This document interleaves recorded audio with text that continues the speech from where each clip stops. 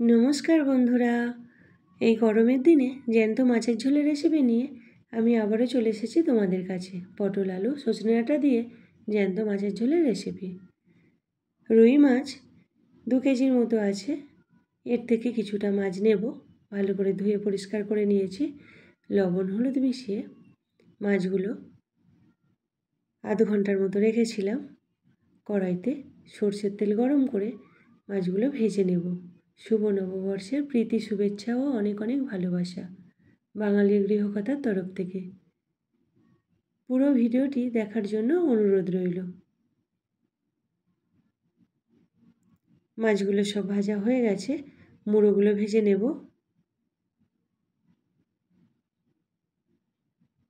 পটল আলু সজনে ডাঁটা কেটে রেখেছি কড়াইতে। ওই মাছের তেলের মধ্যে আলু ভেজে নেব, পটলও দেব। অল্প লবণ হলুদ দিয়ে ভেজে নেব।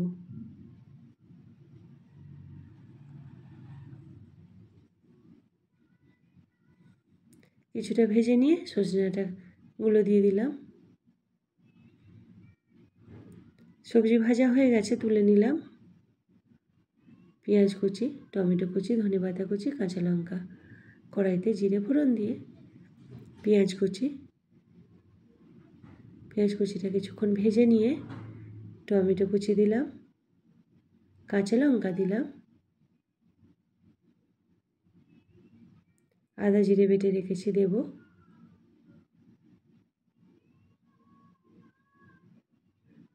লবণ, হলুদ গুঁড়ো, ধনেপাতা কুচি। মশলা কষিয়ে নিয়ে ভেজে রাখা সবজি দিলাম। সবজির সাথে মশলাটা কিছুক্ষণ কষিয়ে নিয়ে পরিমাণ মতো জল দেব, উষ্ণ গরম জল। ঝোলটা ফুটে উঠেছে, ভেজে রাখা মাছ দেব। সবাইকে অসংখ্য ধন্যবাদ, যে যেখান থেকে আমার ভিডিও দেখছো।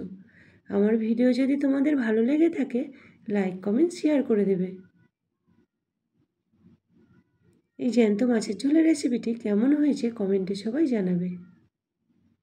উপর থেকে ভাজা মশলা ধনেপাতা কুচি দিয়ে নামিয়ে নেব।